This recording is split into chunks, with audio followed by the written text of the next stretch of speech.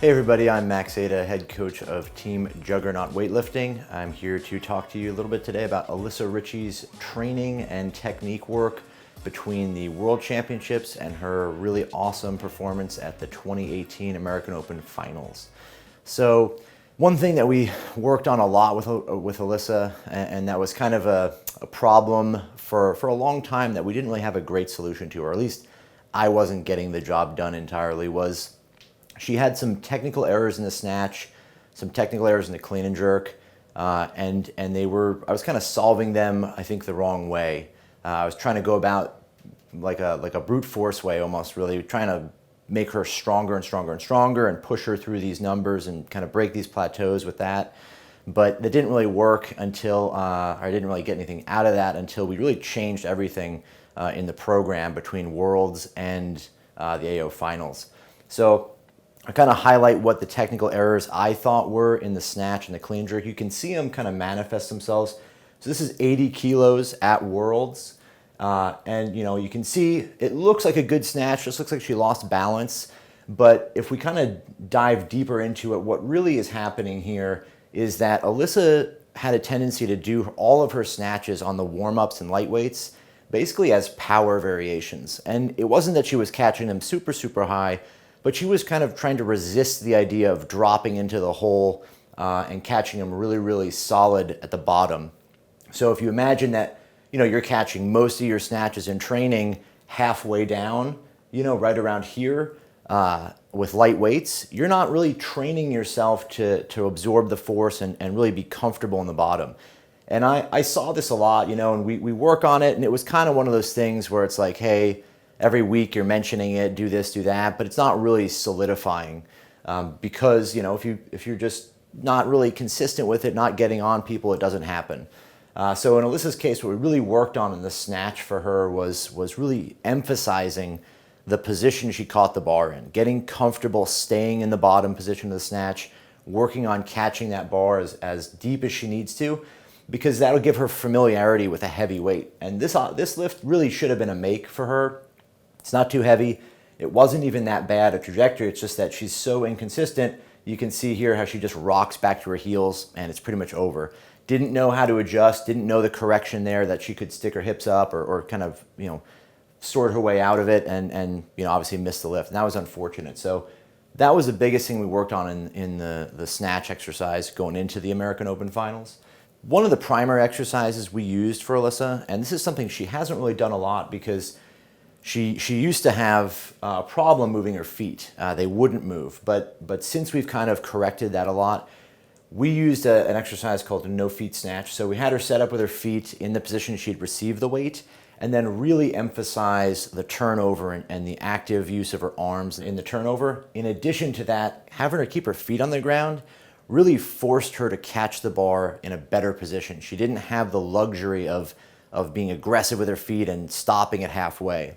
In addition to this, obviously, we also spent a lot of time cueing and reinforcing the idea that every snatch had to be caught at the bottom, no matter what weight it was. So from 35 kilos up to 75 or 80 kilos, every single lift had to look the same. And that was a really big kind of overarching theme of the training cycle, was that let's become robotic in our movements, make sure everything is identical, make sure that you're actually training yourself to do an 85 kilo snatch, not to be a super powerful lifter doing, strong 75 kilo snatches.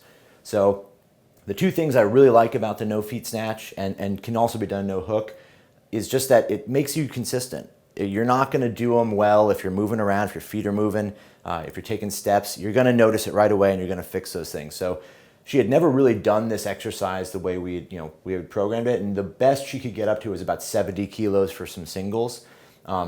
She only really worked with about 65 kilos on most of them, but it made a huge improvement. And you can actually see here where her snatch started to come around. This is 75 kilos a couple weeks into the training cycle. And this is a great example of just the smoothness and consistency of the snatch after she had done so many no feet snatches.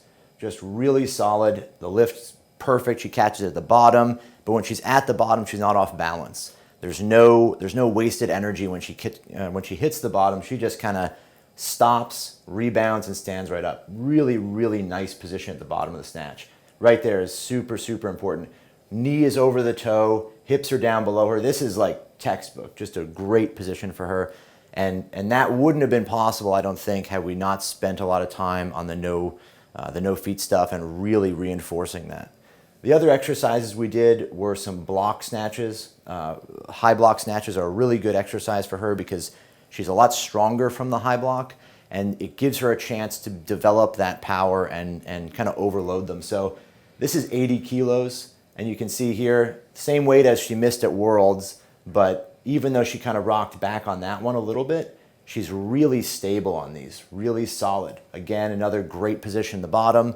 Just that reinforcing that over and over and over, every rep's the same, really transferred well to her. She really ran with it. And then obviously just casual weights, 80 kilos looking like nothing. So that was super awesome. And then finally, you can see how all those really came together at the end of the training block when she peaked. And this is a series of her working up from about 75 all the way to a lifetime PR 84 snatch.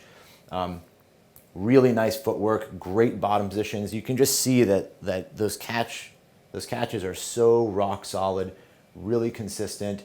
The tempo of the lift is great. So she's worked on that no feet snatch, really forces you to have to change your tempo so that all the speed and energy is at the end of the lift rather than yanking it off the ground like you're trying to power it.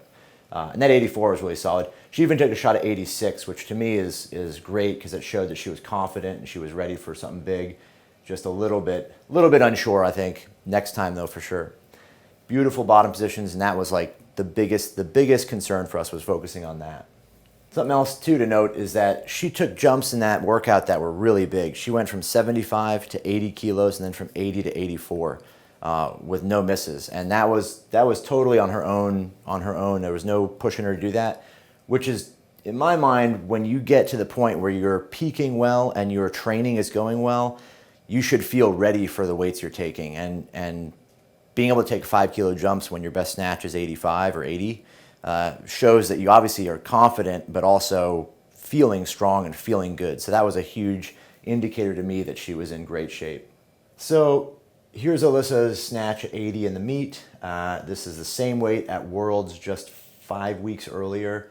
Really nice. You can see she hits the bottom in a beautiful position. No loss of balance. Just really awesome. Those changes really solidified themselves there, and it was just a great chance for us to see that all that work we put in actually paid off. So super solid. Glad that those technical changes really took hold. So here's a good example of, here's a really good example of the technical stuff we worked on in the clean and jerk. Now, if you followed Alyssa at all, you know that over the last couple years of her lifting, the one kind of Achilles heel she has is the clean. And for a long time, I was thinking a lot of the problem would be solved, or the problem would be solved easily with improving her front squat. And over the course of several months, the last couple years and during these training cycles, her squats would improve dramatically. She'd make progress, they'd look good, but then her clean and jerk wouldn't really move the way we wanted it. And this clean and jerk, this example here, you can see really the problem is not the leg strength. You can see that her positioning is just not good. And it's very similar to the snatch in that she would power a lot of her warm-ups. She would end up moving into the wrong position under the bar. It would just put her forward on her toes, or even worse, really, because she was able to make this one. She'd land on her heels, and then the first inclination she had was to settle and find her balance and then try to stand. And anyone who has, weaker legs is going to know that's the worst thing to have happen, is that you catch the weight and then suddenly you've got to find your balance and then stand up. It's just, never have I seen her really do that where she had to grind out a lift successfully with a really big weight. And so, you can see here is a great example of her hips kicking way back. She's trying to put all that pressure on her back because her legs are not super strong. She hasn't gotten the surplus of strength to just kind of power through. So just like in the snatch, the big thing we worked on more than squatting was doing lots of cleans that were all the same. Every rep had to be identical. Every rep had to be receiving the bar in the right position and riding it down into the squat and standing up. It wasn't so much a matter of just getting her to catch the bar low, because if she caught it really deep, that would be, a death sentence as well, because you're just not going to get up. she had to rack the bar as high as she could and then ride it down and stand right up. Big emphasis was put on really focusing on catching the bar properly and staying in position, but completing the motion every time. So here's a good example. A lot of the work we did was in multiple reps in the clean, along with a jerk or multiple jerks. Alyssa's got a huge surplus in the jerk, so it wasn't an issue to really do more cleans than we did jerks or to separate the two. But for the most part, this was the primary training, was a lot of double cleans and single jerks, or even triple cleans and double jerks. Another point to really note, just in general with the training, someone who's got a trouble standing in the clean, someone who really has a big issue that kind of always crops up or always becomes this thing, can turn into a psychological problem as well. And I think as much as it's physical and it's a practice thing for her, it was very much a mental thing where she had to become confident that she could make big clean and jerks. So a huge component of the training was that we never took any weights that were heavy in the clean and jerk or maximum weights. She didn't try anything over 95 kilograms the entire training cycle. The whole point was to really get that mindset to change, to really get her confident about her cleans. Every single clean and jerk she did was successful. Didn't miss a single rep of clean and jerk the whole training cycle. And you can see it really paid off in that, these ones look really solid.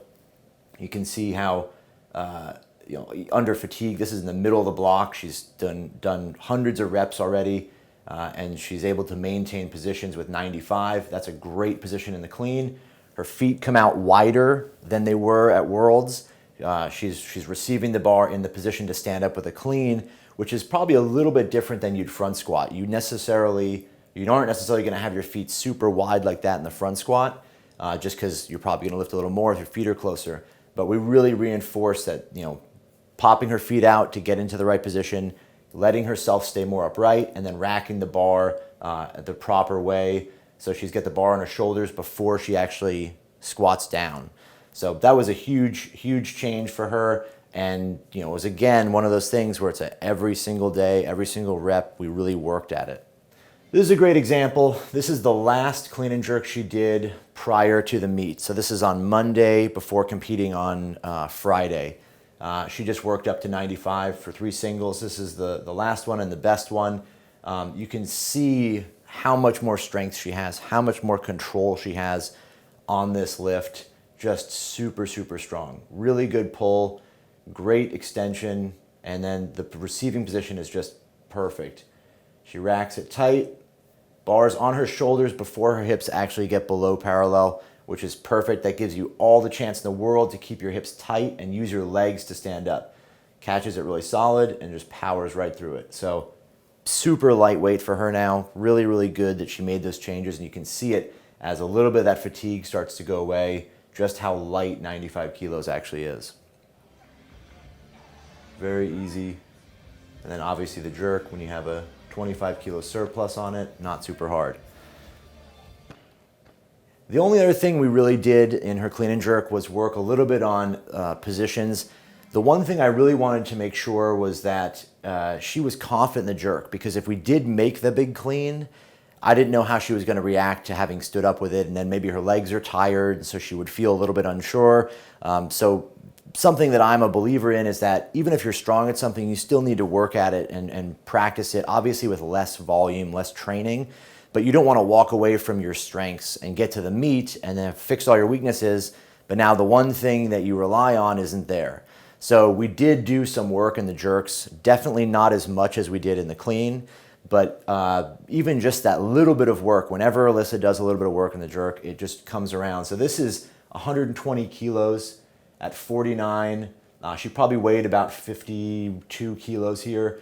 That does tie the world record in the 49 kilo class. And obviously it was really easy and actually a really nice jerk overall, technically. The one thing she did here, the one thing we worked on positionally, was just getting her elbows down in the jerk. If you start with your elbows up too high, your jerk is going to be a little bit wonky. If you get your elbows down like this angle here, it's just excellent. It allows you to use your arms properly in the drive. And then you can see the result here is just a great, solid jerk.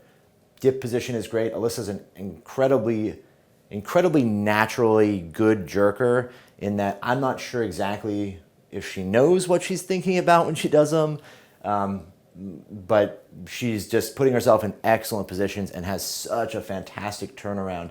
When she stops that bar, her dip is so short and shallow, but when she stops that bar, it stops. The bar deforms, and then she uses that elastic energy to drive it overhead.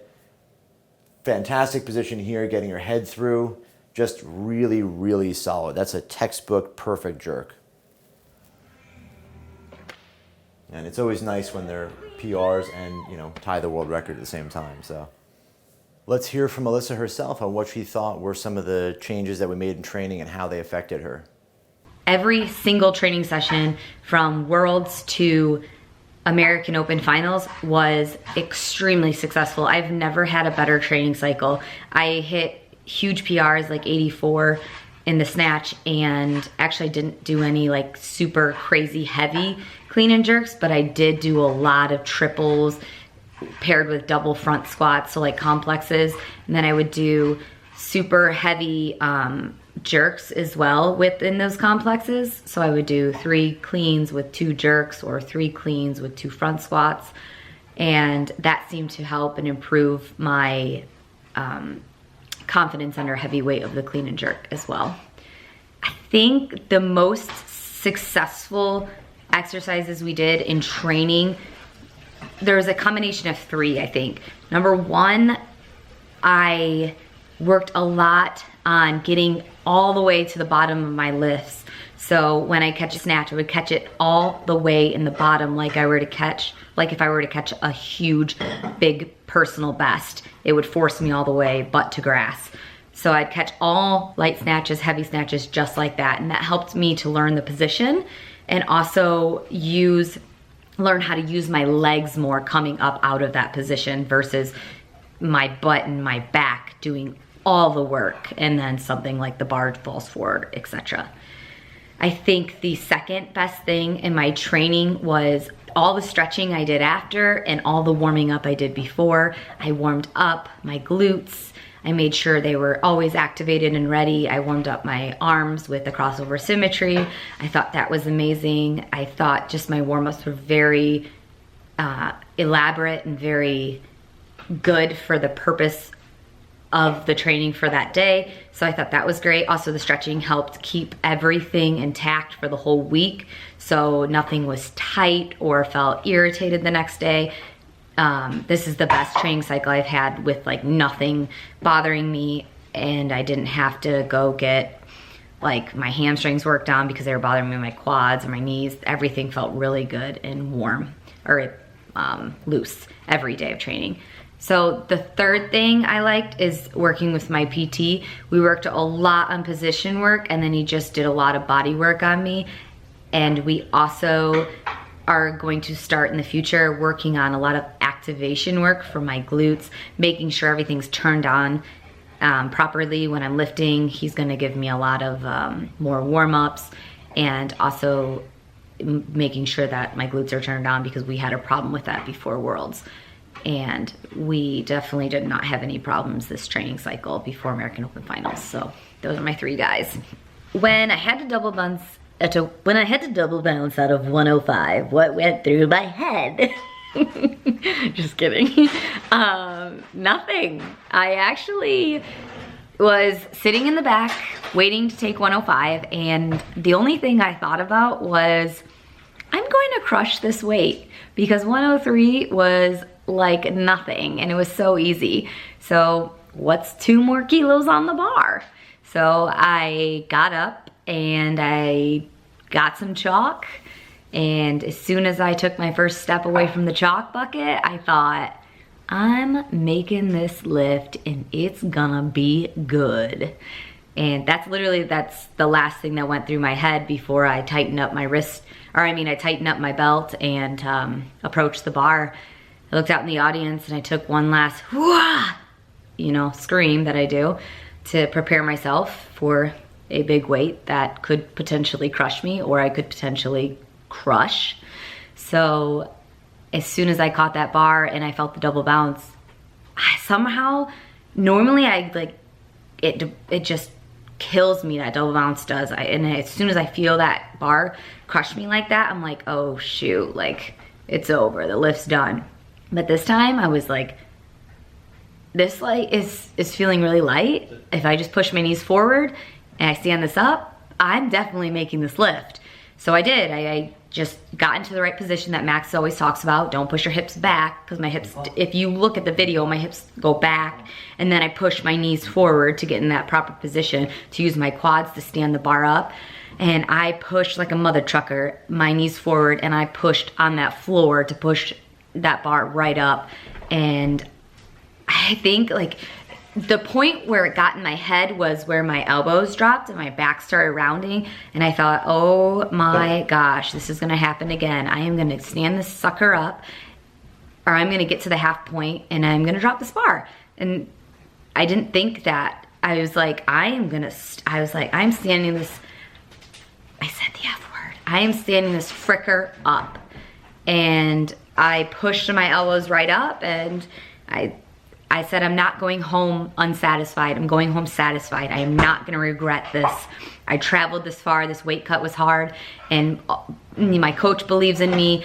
Everybody believes in me. I'm standing this up. And that's literally what went through my head as my elbows fell. I just picked those suckers up and I finished the lift. And as soon as I get the lift up, it's pretty much over, because my jerk is stupid heavy.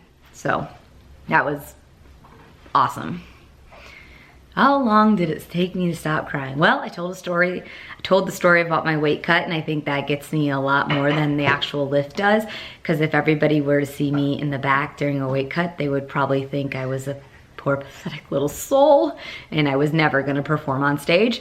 But I always come back very well recovering from a weight cut. So I told the weight cut story yesterday to somebody at the gym, and I started almost crying again. So I had to end the story and talk about something else. It took me a long time, because it took me like, I think the whole night until I went to bed, I kept crying. I think it was just because when you get to a point in your training and you feel like you just are stuck, and you feel, you know you can do more, but you feel stuck.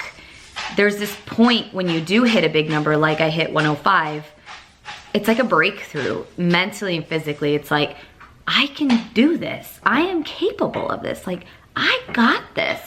Now, I believe, if you were to ask me what I think I could do now, I know 100% in my mind I could do 110 by mid next year. I mean, I thought I wasn't gonna be able to do 105 till mid next year. Who knows, 110 could be at the next meet. But that 105, is tough as it looked, it felt really, really strong. All right, so the day I did my 120 jerk, that's an interesting story, because I came into the gym and Max had written work up to 105 to 110, I believe, jerk for a single. And I was like, ooh, jerk day. And we all know that I can put some heavy weight overhead. So I was like, all right, if I feel good and if every lift is on point, I might take a little bit of a jump at the end here. So this is, I think, Monday or Tuesday before my meet, which is on Friday for American Open Finals. And I worked up, I got to 105, beautiful, easy. I got to 110, beautiful, easy. I got to 115, which was my previous PR, like, beautiful. Little elbow bend, but I was like, I'm gonna throw a 120. So I went in 5 kilo increments, because that's what I do when I go for jerks. I just go big or go home. So I went 120, which is the 49 kilo world record clean and jerk. I know it's clean and jerk, but I'll get there. I threw it on the bar and I hit it, and I put it overhead like this, but then I dumped it forward because I was like a little nervous, because like, oh my gosh, I just got that, but did I?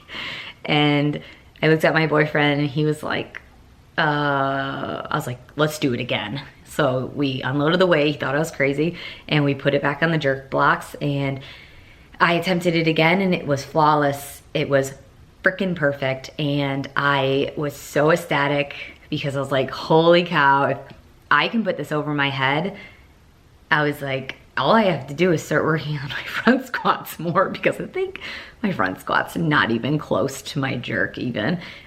So if I can start working on getting these legs strong and everything activated properly and everything put together, I was like, this is gonna be a weight I throw up someday. So that's another reason why the 105 jerk at the American Open was like no thought. It was just stand the bar up, all right, ready, tight, go. Man, that day was pretty rad too. If you want a more in-depth video analysis of this 105 lift from Alyssa, check out our other YouTube video where we break down the entire technique of this 105 clean and jerk for Alyssa and explain everything that was going on, from technique to training to mindset, etc. On the Juggernaut YouTube page.